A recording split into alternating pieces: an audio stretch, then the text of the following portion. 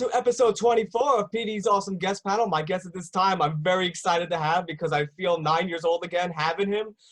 He is a one-of-a-kind voice actor. He's not only a one-of-a-kind voice actor, but he is also a Nickelodeon legend. And not only a Nickelodeon legend, pardon me, he has done a lot. This man was the chief in Where on Earth is Carmen Sandiego. He was Hoffman in Batman the Animated Series. He has done shows like Bonkers, Invader Zim, Chalk Zone, but many people will know him as and me too, as probably one of my favorite characters on SpongeBob, Squidward Technicals. And my guest at this time is Mr. Rodger Bumpass. Rodger, how are you today, sir?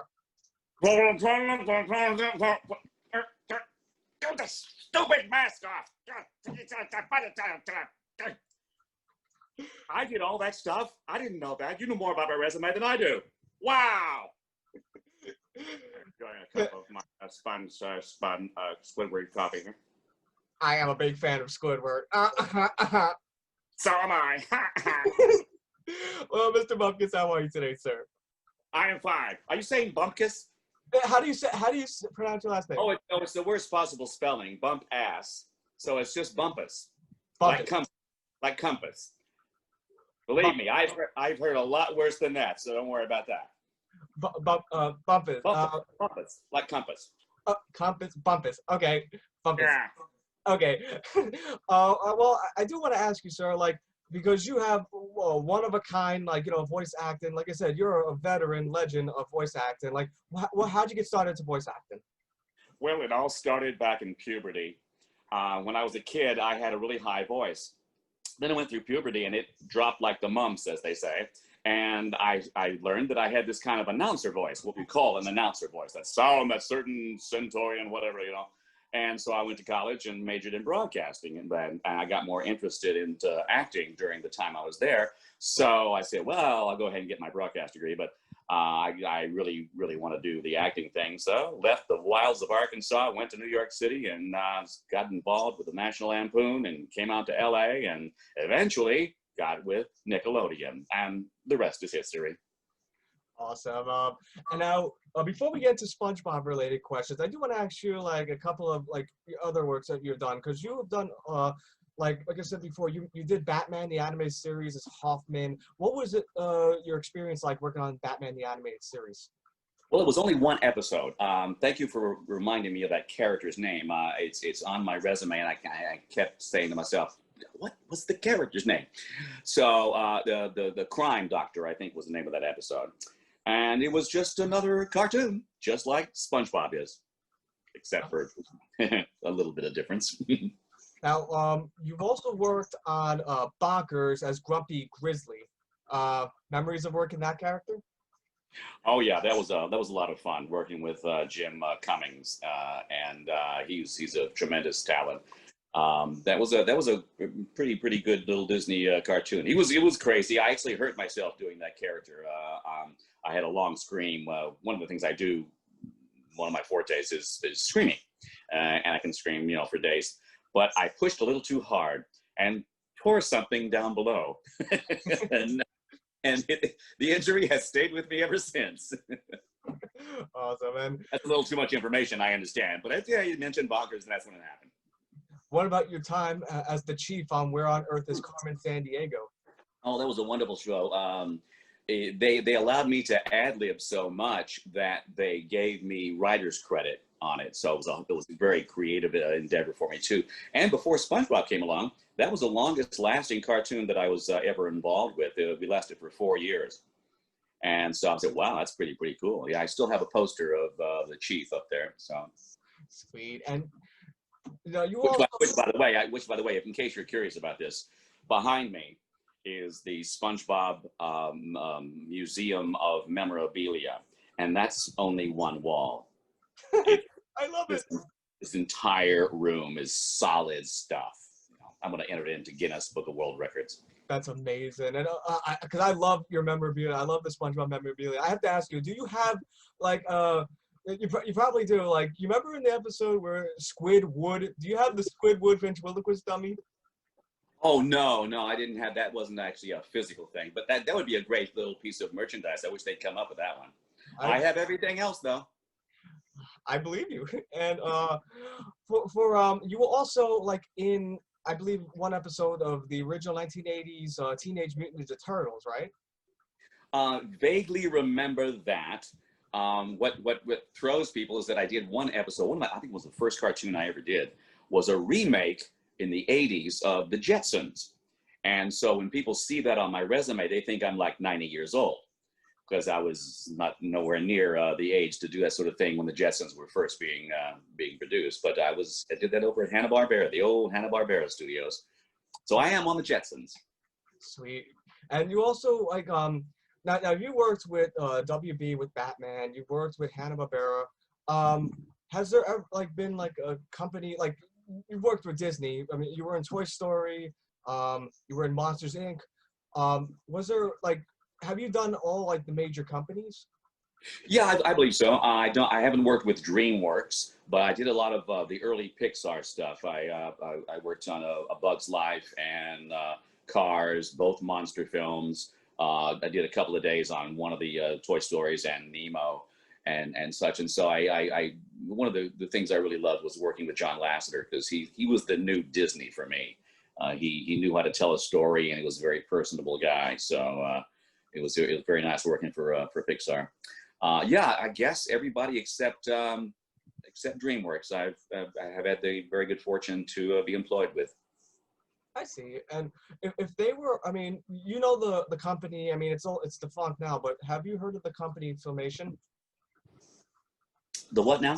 Have you heard of the animation company? They're defunct now, but it was called Filmation, and they made Filmation. Oh yeah, absolutely. Yeah, yeah. They were similar to Hanna-Barbera, and they used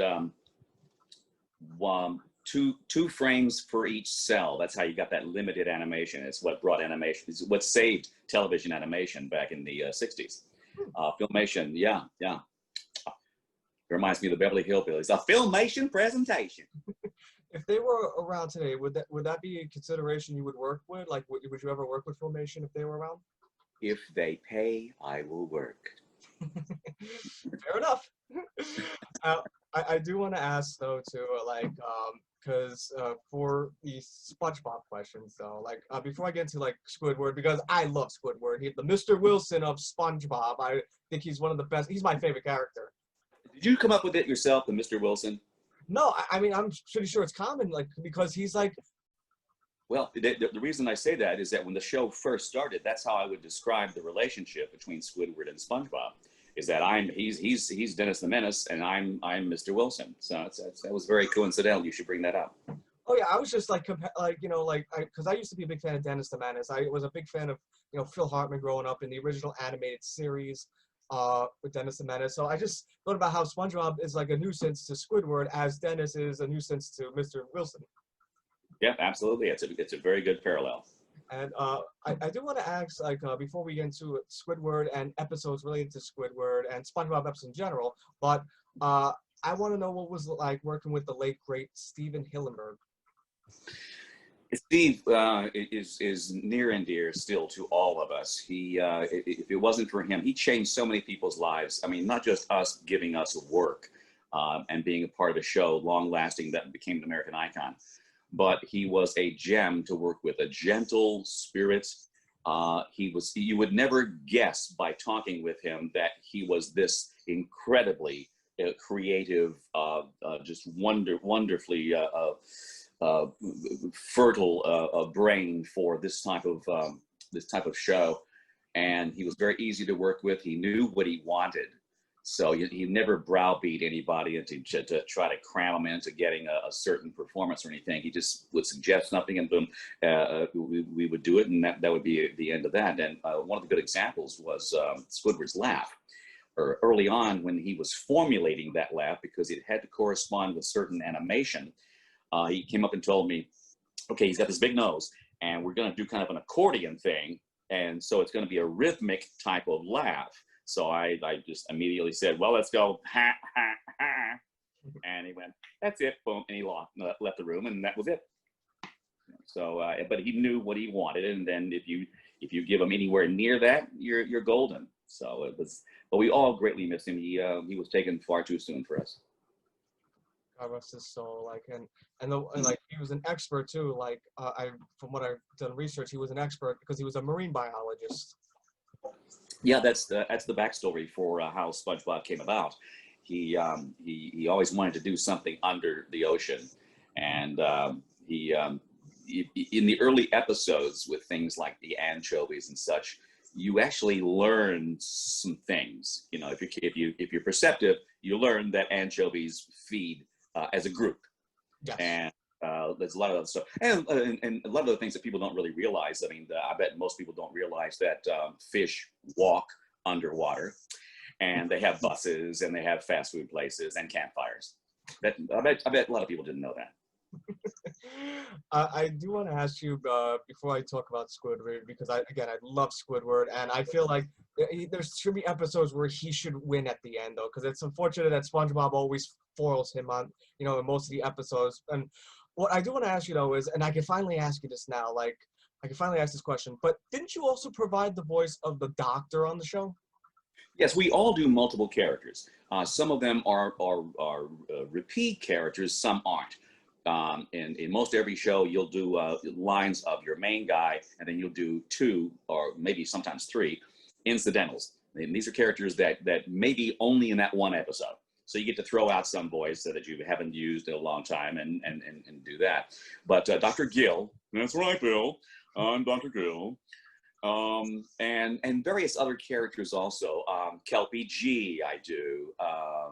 And we all do the scratch tracks for all other characters. Say if someone can't make the episode, for timing purposes, they need to record an actor saying the lines. And then the real guy comes in afterwards and does the actual voice. So we all have to do each other's characters. And strangely enough for me, whenever I have to do Bill's character, Patrick, it tears my throat up like crazy. I have no idea why. I can scream all day long as Squidward, but I can't do Patrick, you know. And we all do Crabs, and everybody does me. I mean, that's just, whenever I'm sick or something, they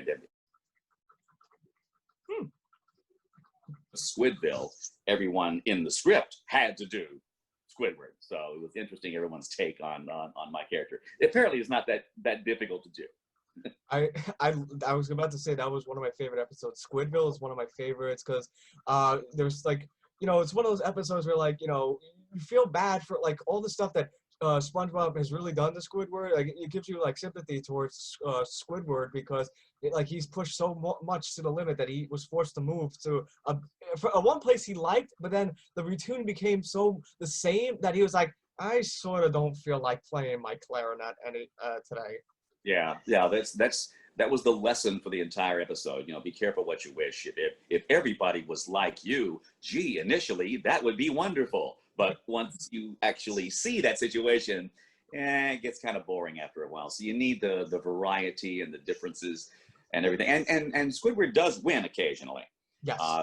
Band Geeks is the one most notable. He does finally win at the very end, and I think one or two other ones he does too. In our new spinoff, he gets through one or two episodes where he's not totally deflated at the end, but that's part of his persona and his description is that he's long suffering, and through no fault of his own, most of the time at least, he just gets the raw end of the stick. He so does. That's part of the fun of Squidward. You know, that's how people relate to him. Before I ask you some Squidward-related episodes or questions, though, I do want to ask, what was your favorite line as the Doctor? You know, there's not really a line that I can remember of Dr. Gill, but the character is just fun to do because he's always kind of like Squidward's laugh. He's always ending kind of off-key. Well, I don't know about that, Bill. I think we should do this over there. You know, it's just a fun voice for me to do. So, you know, you have fun yourself, and probably somebody else will have fun with you.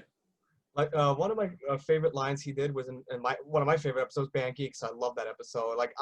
Like before I knew it was D. Bradley Baker doing Squilliam Fancyson, I thought it was you. Yeah, a lot of people did. Yeah, a lot of people did. But like I say, everybody does my character in one form or another, even the women. But my favorite Dr. Gill line will always be in Band Geeks. Yeah, we're with the pet hospital, and we got a report that there was a dying animal on the premise. Yeah, that's a good one. The dung animal on the premises.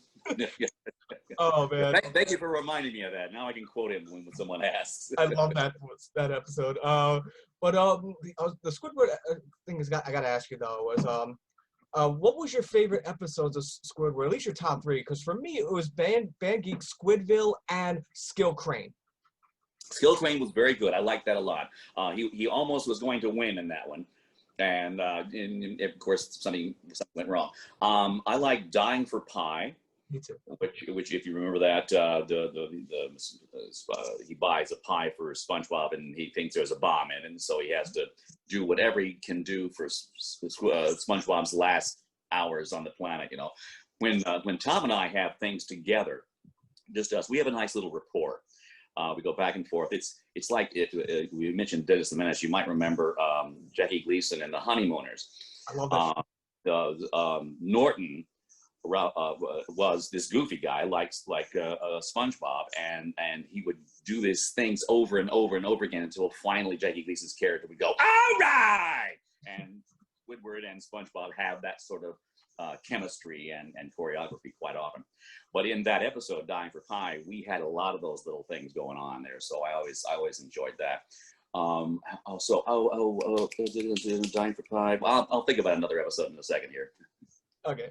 I definitely remember Dying for Pie because you screamed probably one of my favorite, if I had to name my top 5 favorite Squidward quotes, I think you screaming, "That's not what I meant, you barnacle head."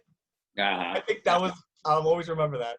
I just love screaming. It's fun to do. I can, this particular type of scream. In fact, the day that they learned I could scream was in the episode, I don't remember the name of it now, but early on, when SpongeBob stumbles on Mermaid Man's utility belt, and it's got all these powers and stuff, and he flashes a ray onto to Squidward, and it shrinks him. Yes. And so Squidward demands that he do it getting back, you know, so he keeps pushing the button, and it does these horrible things in sequence, and you know, no skin, flaming, you know, whatever, you know, and each time I had to scream, and I gave it a different scream each time. And so that's when they learned that I could scream. So from that point on, every episode, they make me scream. It's gotten to the point when we do post-production, ADR, I hardly ever have words to say. It's always unintelligible sounds and efforts and screams and whatnot, you know. So we have a running joke where I try to say, can I have a word this time? You know, can we actually, you know, something that's in the dictionary, you know, so. And so, yeah, they learned that I could scream, and they make me do it all the time now. Fair enough. And I remember, sorry. Very, very cathartic, actually. I save a lot on psychiatry fees. I remember, like, in the episode Bubble Stand, you screamed for like 20 seconds when you were blowing the bubble. Mm-hmm. Yeah, that one, those were, and the hardest episode ever I did, and frankly, I don't think it was a very good episode, but it was a lemonade stand, where they accidentally, they ran out of lemonade, and they accidentally scared Squidward, and for the first time ever, we depicted him excreting ink. That they didn't ever do that before, because it looked like he was peeing. So they made it come out of his nose. So, and the people loved that lemonade. So now the Sponge and Pat had to go and constantly scare him and make him scream and then exude the ink, so over and over again. So the sequence was scream out of fear and then make the sound of the stuff coming out. And so I had to do that maybe 15, 20 times during the episode, and I was worn out. And like I say, I don't think it was one of the better episodes, but it was a very, very taxing thing. I couldn't talk for about a week or so. Wow. And I do want to mention one episode in particular, because I feel like this is one episode where, like, you know, it should have been Squidward that got the last, you know, call. Like the episode Shanghai, there was 3 different endings. There was the Patrick ending, the SpongeBob ending, and the Squidward. Don't you think that because, you know, Patrick got a wish, SpongeBob got a wish, don't you think that the third wish should have went to Squidward? Well, I mean, in a perfect world, in a perfect cartoon, perhaps. However, in keeping with the way we do things, you would think Squidward would get it. But here again, short end of the stick. And that's an opportunity for comedy. So I don't mind that at all. Oh, okay. And with the episode, I think it was called Opposite Day. Like, what was your memories doing that one? Because that's an episode too where everyone was taking. I mean, well, Tom Kenny and Bill. I can't pronounce his last name. Bill Fagerbergy. Were doing their rendition of you as Squidward. Yeah, Tom can do a pretty good Squidward. And the joke was that Patrick was attempting to do one, and it was totally Patrick. You know, I'm Squidward. Didn't sound a thing like it, you know. So, yeah, Opposite Day was fun. It was one of the early episodes too. So we were still finding our sea legs on our characters then, which is the way the whole show progressed. In the first part, we all have one note, one signature note. I had a monotone kind of thing. I didn't range very far from that sort of stuff. And then when they gave us more stuff to do, I had to range further in my acting ability, and I got to do subtle things and crazy, catastrophic things. And so everybody spread their wings, and now we are far more fleshed out, not just one note characters. So, There's one episode in particular. I'm trying to remember what it was. I think it was where Squidward gets electrocuted and he becomes super nice, and I feel really bad for him like at the end because SpongeBob yelled at him for he was getting like SpongeBob got jealous because Squidward was becoming best friends with Patrick. It was like as soon as he touched the electric fence, Squidward became like a totally different person. Like he became happy. Was that the one where everyone was like, "Hi, how you doing?" kind of thing? There was one episode where there was a guy, and everybody became this normal guy. I think it was SpongeBob became normal, and then at the end, Squidward got hit or something like that, and he became normal also.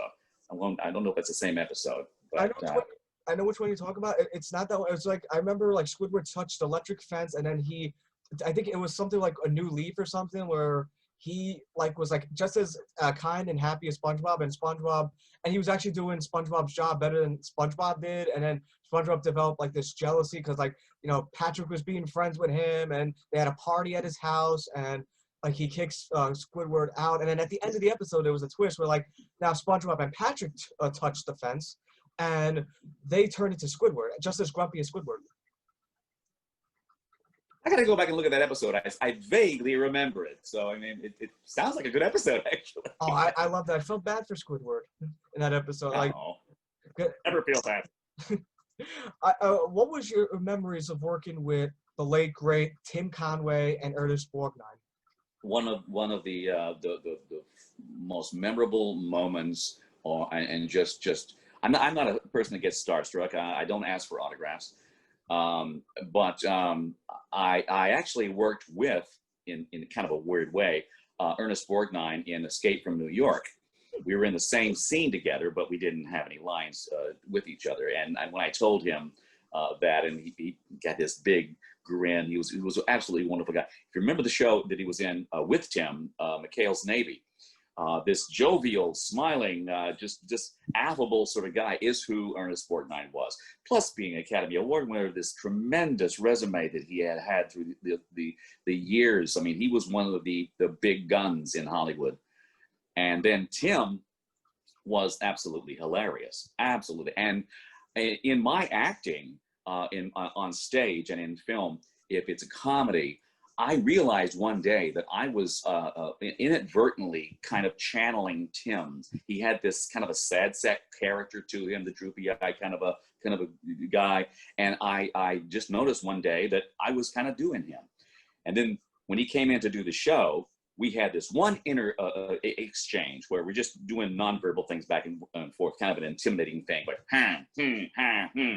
and that was really the only time I got to act with him, and that I still remember that with great fondness. But both the guys, it was absolutely wonderful, and we memorialized them when they passed away. We don't do any more Mermaid Man and Barnacle Boy.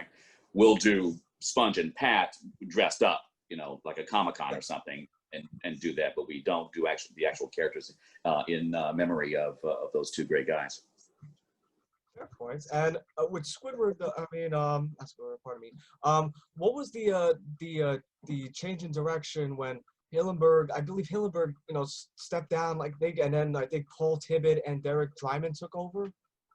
Yeah, the sequence was early on, Stephen was directing, and then Dryman came in, was our second director, then Paul. We had another director, Andrea, who was just legendary in animation directing. And then we started doing it kind of as a group. And then now Tom is actually directing us.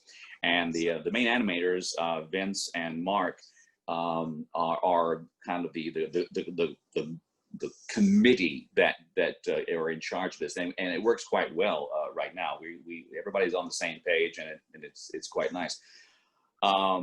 But yeah, we've gone through several different directors. Paul was a part of the middle of the run, and then now, of course, Tom is at the present run. So we all know our characters so well. You don't really need a director. You just need to make sure you punch in the comic gags that are intended, and there we go. Which is on a different note, which is how we record. We've come across a way of recording where, say, we'll do 2 pages at once, and we do 2 passes as written, so that the writers and animators get what they want, and then we do a 3rd pass, which is called our crazy take. We can do whatever we want to do. We can ad lib, we can go off color just for our own amusement, and we do quite a lot. And so we do get this improvisational liberation for the actor, and he gets to put in whatever he wants to do. And oftentimes those improvisations make their way into the episode. So we've just honed into a very nice way of recording now. Oh, okay. And I do want to ask you, because me and my sister, my little sister, I have 2 sisters. My little sister, back in 2002 or 3, they launched Nicktoons TV, and one of the special promos they did was astrology with Squidward. Do you remember doing that? I vaguely remembered. In fact, I had to have fans remind me of that. They kept asking me about one facet of it that I did not have a memory of doing, because we just came in, did that little thing, and then we went on, and I never even saw any of them. Well, I saw 1 or 2, I guess. So yeah, I do remember a little bit of it, but not terribly much. Oh, okay. I'll send you, after the interview, I'll send you a link to, there's a compilation of all of the astrologies with Squidward. Okay, cool. I like that. Yeah, I would like that. No problem. Now people say that despite, and this is just, people say that despite, Squidward having a grumpy demeanor, he generally has a good heart, as proven in Pizza Delivery and the SpongeBob Christmas special. What do you think about the episodes where you see Squidward being genuinely nice and standing up for SpongeBob? Well, this is kind of a formulaic thing of sitcoms. You've got a person that has a singular characteristic. Eventually, because it's a long-running show, you've got to explore different scenarios and different avenues of that person's character. You find a point where he's gone too far with that character. He's too grumpy, and he realizes he has stepped over the line. And to show that he is not a total jerk, you got to bring him back a little bit and have him express the soft, decent quality. And in Dying for Pie is the same thing. He realized SpongeBob's going to die, so I've got to make his last moments nice. And so yeah, eventually you will get to the point, no matter how terrible your character is, you got to get to a point where it's too much, and then you back off a bit, and then you get a little different flavor of that character. It's just an expanding view of a character's traits. I see. And I do want to ask you, because I always thought, you have great chemistry with anybody you work, but I want to ask you, what was it like, especially with Clancy Brown? Well, I love the back and forth duo you both would do at Squidward and Mr. Krabs. What was it like working with Clancy? Well, I'm still working with him. Still in me. We're not dead yet. Nope. SpongeBob is one of the longest animated shows. Yeah, Clancy's a great guy. We joke about him because he has this very strong look. He's got a wonderful look for movies, and he's a very, very accomplished actor also. but he plays the hard ass a lot. And I specifically refer to Shawshank Redemption a lot because he always sits behind me in the sessions. And he's required to quite often, like SpongeBob, go off on some ridiculous crying jag or something stupid for minutes at a time. And I'll always turn around to him at the end and say, I'm going to remember that the next time I watch Shawshank. But because of that, like I say, we joked with him that we were all afraid of him when we first met because he had that visual, intimidating quality to him. But he's a teddy bear. He's an absolute great guy. And everybody is. I think I'm the biggest jerk on the whole cast. No, sir. I mean, I'm interviewing right now. I can say you're one of the most good-hearted people I've seen. Well, I got you bamboozled then. I've been schmeckled off. No, but I do want to ask because you've had interactions. Your characters have been interactions with Tom Kenny's characters, Clancy Brown, Bill Fagerbagy, what was the woman? Carolyn Lawrence. Carolyn Lawrence. And Doug Lawrence, who's Plankton. That's what I wanted to ask you, though, because we never get to see Plankton and Squidward interact, though. But when you do work with Doug, what's it like working with Doug? With who? Mr. Lawrence. Oh, Mr. Lawrence. Oh, Doug. Yeah. Great. He's one of the writers also, so we see him quite frequently. That is true. We have interacted very infrequently. In fact, I made note of it. I don't know what episode it was, but I think it was something recent where we actually had dialogue together, and I made the note of everybody that this is the first time they've ever really spoken. Myself and Carolyn don't speak that often. There's just certain relations that are infrequent. So, but Doug and I are the screamers of the show. We're the ones that have to have special microphones. And so he screams a lot, and I scream a lot. So we're very kindred spirits, actually. Awesome.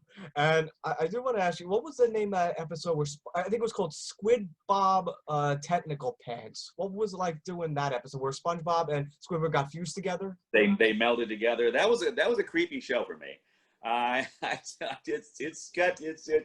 can see a kid having nightmares about this sort of thing, a little 4-year-old.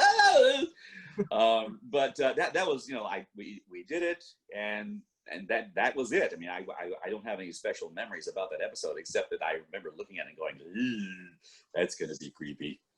Squidward has so many great episodes, though. The Paper is one of my favorite episodes. The Paper. I'm a guy with a piece of paper. That one little sequence, I just like that. I'm a guy. He's triumphant now. He's got the piece of paper. And he realizes the stupidity of, I'm happy I have a piece of paper. And all he had to do was give his shirt. I mean, he didn't have to give everything up, just his shirt for SpongeBob to win him over. Yeah. That was a great episode. Like, I remember, like, the episode Just One Bite is one of my favorites because like, that episode where Squidward, there was actually a deleted scene in that episode. Like, it won't air today, though, but I think in the original airing, there was, I think Squidward breaks into the Krusty Krab. There was a bucket of gas, like, bucket of gas, yeah. Yeah, I remember seeing that episode in post-production. I do remember that we had to do that, because you don't want to suggest that to the kids, I agree. And what was it like doing? I mean, I was 14 years old when this movie came out, but the SpongeBob movie. Well, we've had two, and now we have a third one. So, which movie are you speaking of? The SpongeBob Sponge Out of Water, which was the last one in 2015. No, the 2004, the first one with Jeffrey Tambor. 2004. That was good. I mean, that was one of the shows that people like Clancy and myself and others were, little. We wish that they had left us in the movie. As you remember, I was frozen. The Krabs was taken out, and it was just the two guys off on their own adventure. Yes. To get the crown in it. So when we learned we were going to do a second movie, we all kind of joked with Steve and said, "Can we actually be in this movie this time?" So he made sure that we all got decent parts. And in the third one, which I have not seen yet, I have to confess, we got more stuff in that one too, which is kind of a tribute to Stephen in this one when you do finally are able to see it.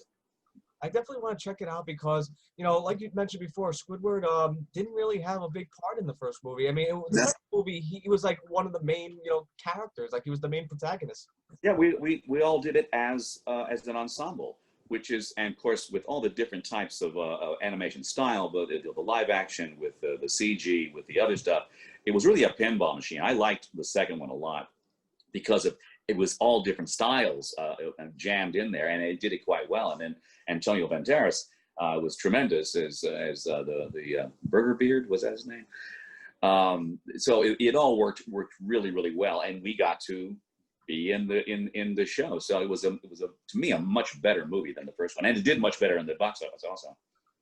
Now, with the episode, I think it was called William Returns, though. You got to work with D. Bradley Baker in this one. I mean, you worked with D. Bradley Baker a lot, but this... Well, D is one of our regular actors.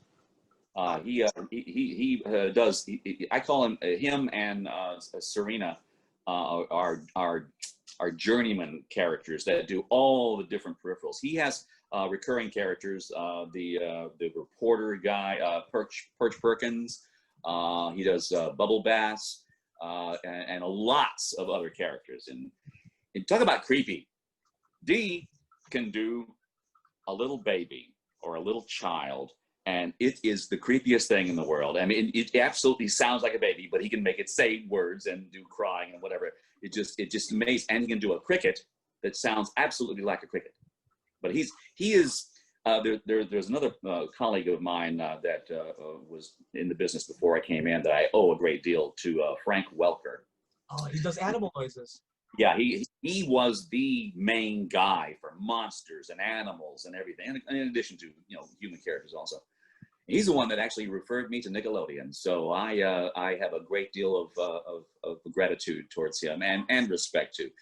We're in communication right now. I gave him some things signed that he will sell for me and stuff. He's absolutely a great guy.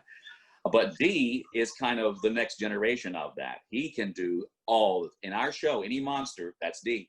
You know, he's quite the master of all different non-human sounds. Cool. And I gotta ask you, because I mean, you worked with this gentleman too. Like, I loved him in Back to the Future, Thomas F. Wilson. Don't get me started on Tom. I have developed an absolute new respect and admiration for Mr. Tom Wilson. We all know him, of course, from Back to the Future. But about a year ago, I got into the YouTube very heavily. This is what I do at night. I sit there and watch all my different categories and what I like a lot of people do. But I stumbled upon his songs. I don't know if you know his songs. He does stand up. He plays guitar, right? Plays guitar and ukulele. But he's got these songs like Sci-Fi Convention. I woke up today, this very day, with Sci-Fi Convention going through my head like some earworm. But he's a fantastic songwriter and performer. So, and we always see each other at Comic-Cons, and these days we're not doing those. But I said if I ever will be able to do one again, I know he'll be there. And I just love the guy. He's so versatile and a very nice guy. So, and very talented also. Same with working with Brian Doyle Murray. Brian Doyle Murray, the Flying Dutchman. I met his brother years and years ago when I was working with the National Lampoon. And Brian is another gem of a guy. There's not one jerk around here. It's really nice with all these people. I wish we could get to work with the many celebrities who have done cameos, anywhere from Johnny Depp to David Bowie to all kinds of other people. They always do their stuff by themselves, you know. And I think Johnny Depp did it from his kitchen. But we have all these. It's almost like the original Batman series in the '60s, where it was hip to do a cameo on the show. And so we've kind of gotten to that point where the celebrities actually ask us. You know, so it's kind of nice. Very cool. And for the SpongeBob, I do want to ask, like, when you did, did you work directly with Jeffrey Tambor in the movie or no? Yeah, he was at a couple of sessions for the first movie. I didn't really converse with him that much. He was over there, and I was in a different part of the studio. But I do remember him being there, and he seemed to be a very nice guy. Oh, cool. Everybody's just nice. But wait, now Paul Tibbett, like, didn't he voice Mr. Krabs' mother originally? I don't know about that. I think he did the Frankendoodle character. Oh, okay. Mihoy Manoi. I believe that was Paul. Yeah. Did you do the squid doodle in that episode? Yeah. Seem to remember that. Like another like episode too that I just loved your performance in was it wasn't a Squidward theme episode, but he became later in the episode, and that was Crabborg. Crabborg, yeah. The one of the things where we go into the future was always fun, and that one line that Squidward had, I'm asked to do that all the time at Comic-Con. Future, and I never understood why people like that. It was I didn't understand it when they were directing me to do it. I didn't it's just one word, and I don't understand it. So, you just do it, and then it happens. Did you have a top 5 favorite things Squidward has said? The first thing was always his signature line was, "Oh, please." And then it became other things like, if I had $1 for every brain you don't have, I'd have $1. And then let me explain how it works. I order the food, you cook the food, the customer gets the food. We do that for 40 years, then we die. And and one of the inside jokes that I really didn't get at the time was, why is it every 11 minutes of my life is terrible? Or whatever the adjective I say there. And I didn't realize that was a reference to that's how long each episode is. Some of my favorite lines that you've done as Squidward, like one was in the movie when he goes, "You can't fool me, Plankton. I listen to public radio." And that was my favorite line of that movie. Yeah, my only line of that. I listen to public radio. Yeah, I love that line. I love, hello, you reached the home of unrecognized talent. Please leave a message. Yeah. There's that, and then the episode Pickles, when Bubble Bass gave his order, he's like, "We serve food here, sir." Yeah. Or Patrick, when he's trying to order and he's wasting time, says, "Patrick, don't you have somewhere to be stupid?" No, door. Don't be stupid somewhere else is my favorite also. There's another one too. You said in that same episode with the $1, he was like, "Hey Patrick, I heard they're hiring at the pet shop as some newspaper." Wait, what was that? I don't remember that. That's good. What was the line again? Say it again. "Hey Patrick, I heard they're hiring at the pet shop as some newspaper." Okay. I gotta put that on my tool belt. I don't remember that one. There were so many great lines. Like there was also I'm trying to think what other ones. Like when you said it was like the Crabborg episode where SpongeBob had the blender and he's like, "SpongeBob, that's a blender." And he was talking to his radio. He called his little buddy like, "Oh really? Put it on the table, SpongeBob." Yeah. It was that.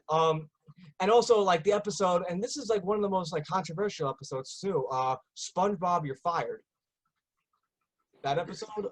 Why is it controversial? Because they said like it was like not controversial, but they said it was like a dark episode because it dealt with like surreal things, like someone getting fired in the real world and SpongeBob going into depression like after being like laid off from work. Oh yeah. Well, yeah, we delve onto topics, and we have to be careful because we know we're talking to kids, and so you don't want to get it too adult. You have to make it cartoon. You have to make, okay, now he's depressed, but he gets out of it, and now he's better, at the end. So you got to kind of dance around these real life topics, and we generally we do quite well. Fair enough. And another one of my favorite lines, I mean, it was that episode, and it was like, "SpongeBob, you know I hate you, right? And you know what I hate more than you is the smell of burning Krabby Patties." I just like the way they were directing the delivery there. "SpongeBob, you know I hate you."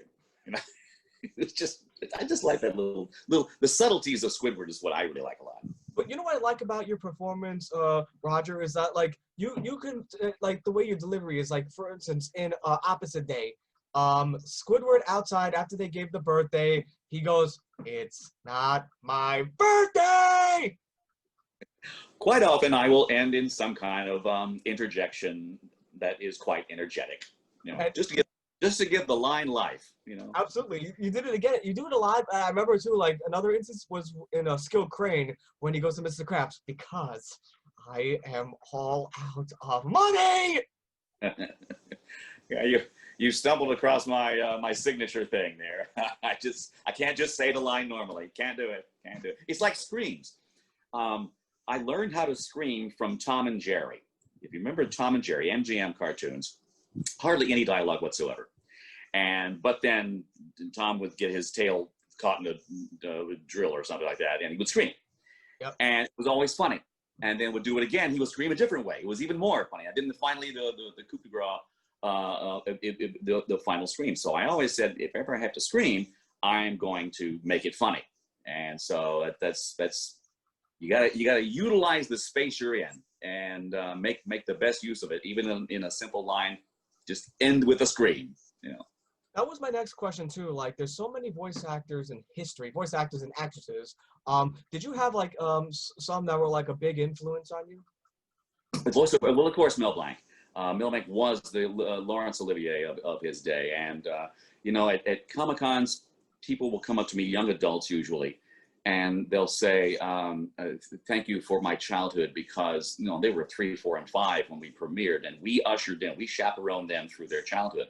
Well, Mel Blanc did that for me, and I can remember. Back then, they did their cartoons in sound stages, and his pipes were so loud you could hear the rafters vibrating.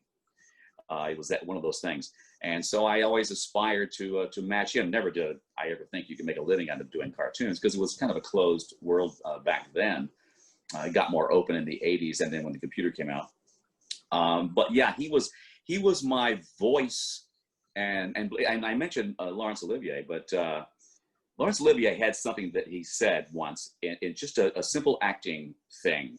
Always have surprise in the delivery of your line. Not inappropriate surprise, but something that's not predictable. That's a tool on the actor's tool belt. And I think that's why I do those little things when I'm doing something subtle with Squidward. I won't give the predictable line read. I have something a little bit different.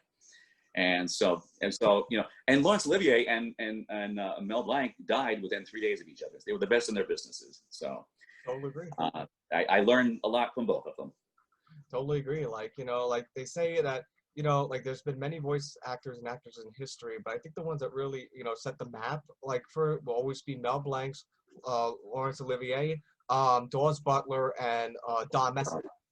And June Foray. June Foray, yep.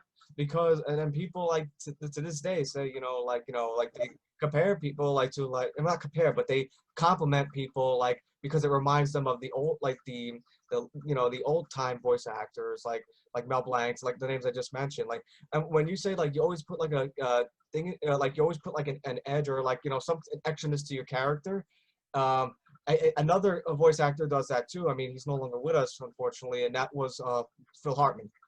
Phil Hartman, very, very interesting. I actually replaced Phil Hartman a couple of times. We had similar sounding voices, and one time he couldn't redo a commercial or a cartoon something, and they brought me in, and that was very sad about him too. Yeah, we had different types of things that in our acting we always clung to and utilized kept it on our tool belt, as I say. You know? Yes, sir. And now you also like worked on the real Ghostbusters, right? Mm-hmm. Mm-hmm.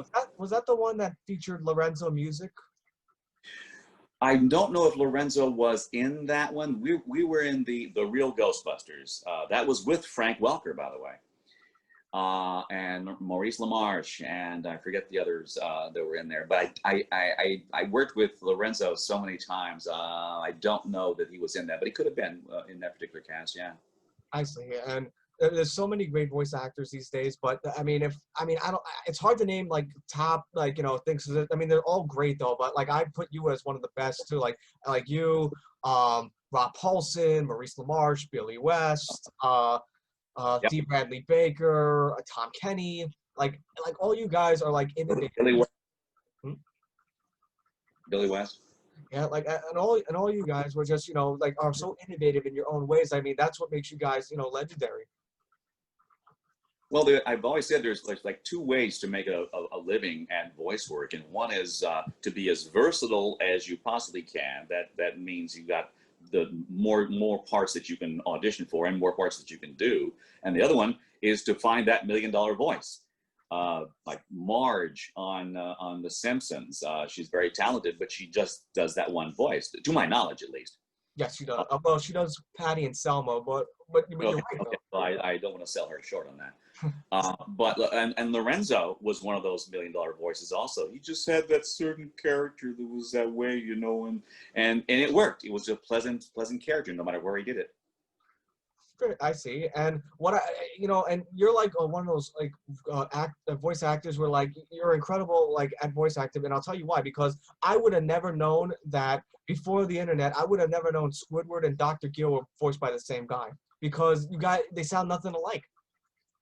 Well, they actually had to make me work with that because they had the first line on that first day to do Dr. Gill, and I had to get out of Squidward because no matter what, because Squidward is close to my natural voice, and so when I was trying to find the voice for the Doctor, it had little inklings of Squidward, and they had to say, no, that's a little Squidward, and so I had to work a bit. So I went back to something I did years ago. This kind of round kind of guy, you know.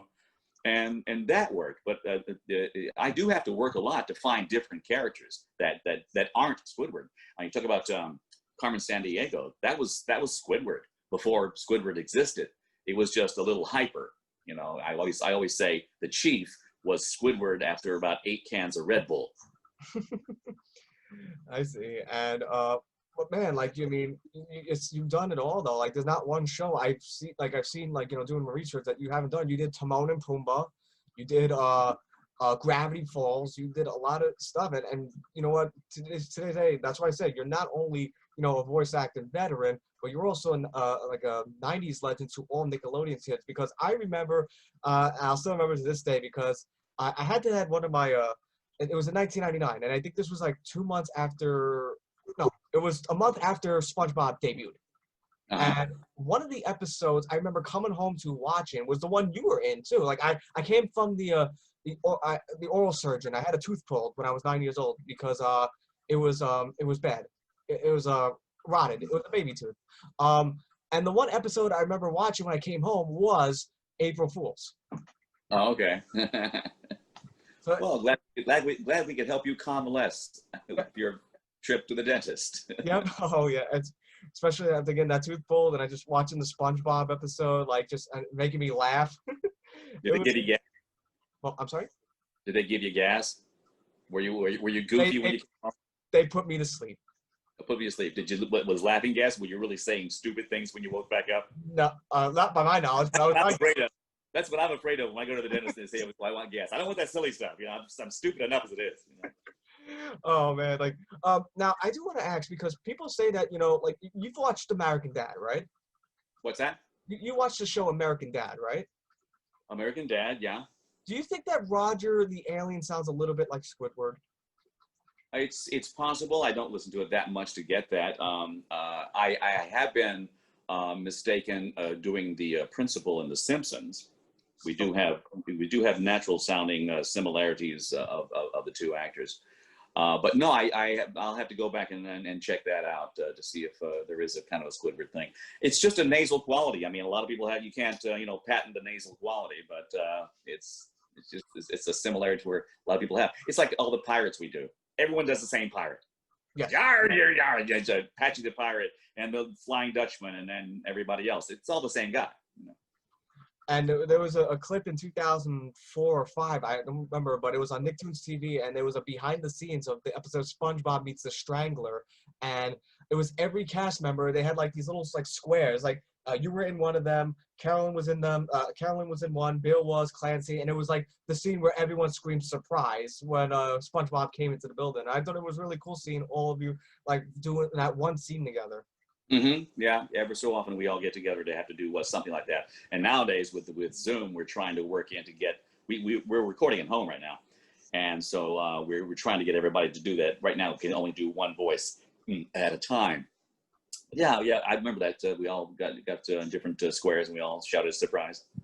Did you like? I mean, because people say this is one of their favorite, if not the best episode of SpongeBob ever, which was Band Geeks. Well, I mean, did you have your memories of doing that episode? Because you were just all over that episode of Squidward. Yeah, it was great. It has some of the most quotable lines. Is mayonnaise an instrument? And actually, and the story I tell is that that song at the end, "Sweet Sweet Victory," the writers stumbled across this song. It's kind of an Eye of the Tiger, kind of a stupid song, and they said, well, they wrote the entire episode just to get to that song. So it's like the old Jay Ward things, fractured fairy tales, where they would come up with a pun and then write the whole episode just to get to that pun at the end. And one of my favorite parts, though, of Band Geeks was right before they're going on stage, Squilliam comes in and says, "Is this your band?" And they cut to SpongeBob, and he's going, and then it cuts back to me, and I go, "That's his eager face." You know, it just one of those neat little moments that I loved about it, and the whole episode was just fun. See, like, and that's what I love about, like, you know, the voice acting of Rodger, because, like, you know, when you do a line of Squidward, it doesn't come off like you're reading from a script. It's coming off natural. You're very natural, like, delivering these lines. Well, yeah, they don't give me a whole lot to say. You know, it's not like crabs and plankton are very verbose characters. When they're in the show, they've got like paragraphs that are half the page, and so I'm always jealous about that. But mine is sarcastic observatory comments or apoplexy. So you know, it's one or the other. Another great line in that episode of Band Geeks is when you go, "Okay, new theory. Maybe we should play so quietly no one can hear us." Too bad that didn't kill me. Too bad it. Like, and it's like horseradish is not an instrument either. Yeah. But before we conclude this interview, Rodger, I do have like one request though, because my sister grew up as a huge SpongeBob fan. She had SpongeBob tea set, like she had a bunch of VHSs growing up of the SpongeBob. Like I think she had the one called Sponge Stories. She had the Halloween one. VHS. My little sister. Would you be able to shout out my little sister Lauren as Squidward? Yeah. What's her name? Lauren.